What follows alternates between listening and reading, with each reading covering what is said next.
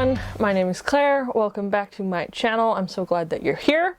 Today I wanted to do, as you've probably guessed from the title, a little review of a book that I read this month in June, and that book is We Were Liars by E.Lockhart, which I don't have a physical copy. I read this as an ebook, and so I'll just put a little picture right here. But yeah, I wanted to do a separate little review because I think there were some things that were really well done in this book that I really enjoyed, and some things which I felt like detracted from my reading experience. So let's jump right into it. So We Were Liars follows our protagonist Cadence, who's the member of the Sinclair family, a really rich and powerful American family, who, as we go through the book, aren't as rich and powerful as we think. The book takes place in a large part on the family's private island where they have their summer homes. So there's the patriarch of the family, and he's the one with the power with the money. He has his home there, and then he has 3 daughters, so they each have a house there. And then Cadence is the 3rd generation, and she spends her summers on the island along with her cousins, her aunts, her uncles, boyfriends, friends, all this kind of stuff. And it centers around 4 of the characters, one of which is Cadence, and then 3 other characters who are similar age to her, and they form a group called the Liars.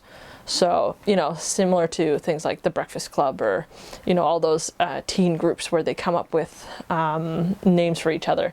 So the Liars consist of Cadence, and then her cousin Mirren, and then their cousin Johnny, and then Johnny's friend. I'm going to try and get this family tree thing right. So Johnny's mother has a boyfriend who has a nephew who is Gat, who is the 4th member of the Liars. So they're kind of like the nucleus of the story, the characters.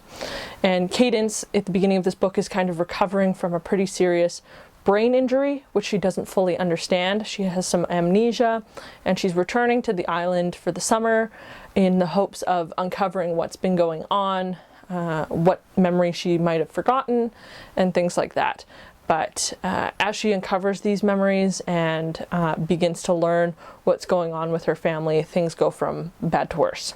So I won't get too much into spoilers here, but I just wanted to touch briefly on the good and the bad of this book, and then encourage you to read it, or, you know, save you the trip if you feel like this isn't for you. So a couple of things that I loved. First of all, one of my favorite themes in books, movies, TV shows, all that kind of stuff, is I love rich people reckoning with their waning power. This is why I said it before, and I'll say it again, I love interwar fiction between the end of World War I and the beginning of World War II, because a lot of the big themes that were going on politically and economically during that time was a lot of the loss of old money, old power to new generations, and this book is what that deals with. So the Sinclair family is not as secure in their wealth as some of the grandchildren or the reader is led to believe, and there's a lot of bickering and family politics, especially among the daughters, to figure out who gets what money, who gets what house, all that kind of stuff. So there's a lot of discussions on that, which I really enjoyed and I think was really well done. Overall, I think it was pretty well written. I liked a lot of the characters. There were some really interesting dynamics. I love the setting. All that kind of stuff was really well done, and I really loved the first half of this book. So this leads into kind of why some of the things I don't love about this book, or some of the negatives, I think. I just mentioned the first half that I really loved. It takes a turn a little ways in at about the halfway or 2/3 mark, and it just turns into, without giving too much away, a book that I didn't expect it to be. It became a little bit more of a twist than I was hoping. I really wanted it to stick its feet into the family politics and the scheming and all that kind of stuff. Yeah, because I really love that, those power plays and things like that. I mean, I'm watching Succession, which is all about that. And yeah, just halfway through, this kind of turned into something else. which I wasn't really loving and wished it had just stayed in that kind of family politics realm. So, yeah, I mean, overall, I liked the premise. It wasn't groundbreaking. That's not necessarily a negative. It just wasn't like, oh my goodness, this is something totally new and fresh. And then beyond that, some of the smaller things was it had some wonky structure, some like weird sentence structure, which I didn't appreciate. I mean, to kind of explain it, I guess, you'd have like, you know, normal sentences and they form a paragraph, and then the paragraphs form a chapter and all that kind of stuff. But to kind of emphasize what the character was thinking, sometimes you would have them broken up into really short sentences. So it would be, you know, 3 or 4 words, and then the next line would be 2 words, and the next line would be 3 or 4 words.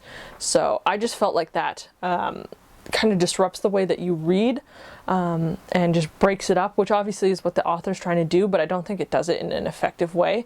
And I think it could just be as easily achieved if you write it in a normal way and just, you know, write it more effectively, I guess. I don't know. I just feel like the spaces in that way don't, are just an easy way to create breaks, because it just tricks your brain into reading it a different way, as opposed to actually creating sentences and paragraphs that make the reader stop and reflect. So I didn't love that. It wasn't a huge thing. That's more of like a personal issue for me. But yeah, those were kind of the things I didn't love about this book.